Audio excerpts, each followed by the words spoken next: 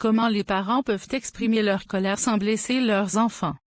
Il est naturel pour les parents de ressentir de la colère, surtout face à des comportements de leurs enfants qui les frustrent. Cependant, il est crucial d'apprendre à exprimer cette émotion de manière constructive, pour éviter de blesser les enfants. Ce scénario montre comment un parent peut gérer sa colère et communiquer efficacement avec son enfant, tout en maintenant une relation saine et respectueuse. Marc entre dans la cuisine et voit que le sol est couvert de miettes et de jouets.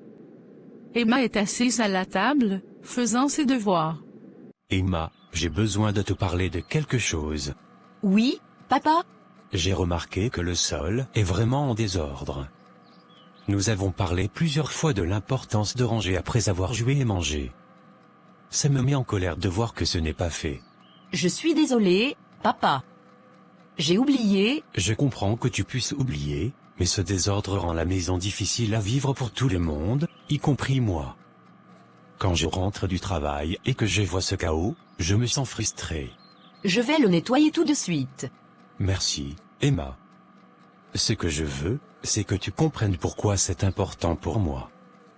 Quand la maison est en ordre, je me sens plus détendu et moins stressé.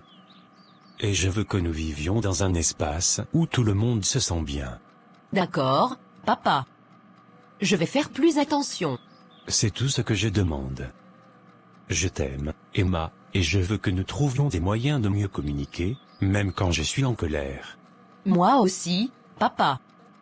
Je vais essayer de ne plus oublier. Plus tard dans la soirée, dans le salon, Marc et Emma sont assis sur le canapé, regardant la télévision. Marc décide d'aborder la conversation une fois de plus pour renforcer la leçon. Emma, je voulais juste revenir sur notre conversation de tout à l'heure. Tu as bien compris pourquoi je me suis mis en colère? Oui, parce que le désordre te stresse. Exactement. Et ce que je veux que tu retiennes, c'est que ce n'est pas toi qui me mets en colère, mais la situation. J'essaie d'apprendre à mieux gérer mes émotions, et je veux que tu saches que même quand je suis en colère, je t'aime toujours autant. Je comprends, papa. Et je vais faire de mon mieux pour que tu n'aies pas à te mettre en colère pour ça. Merci, ma chérie. On apprend tous les deux, et c'est ça qui est important. Exprimer sa colère sans blesser ses enfants est un défi, mais il est possible de le relever avec de la patience et une communication claire.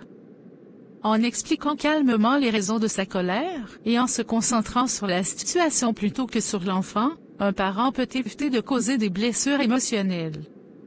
Cette approche permet également de renforcer les liens familiaux et de développer des compétences de communication et de gestion des émotions chez les enfants. La colère est une émotion puissante. Lorsqu'elle est exprimée avec respect et compréhension, elle peut renforcer les relations plutôt que de les briser.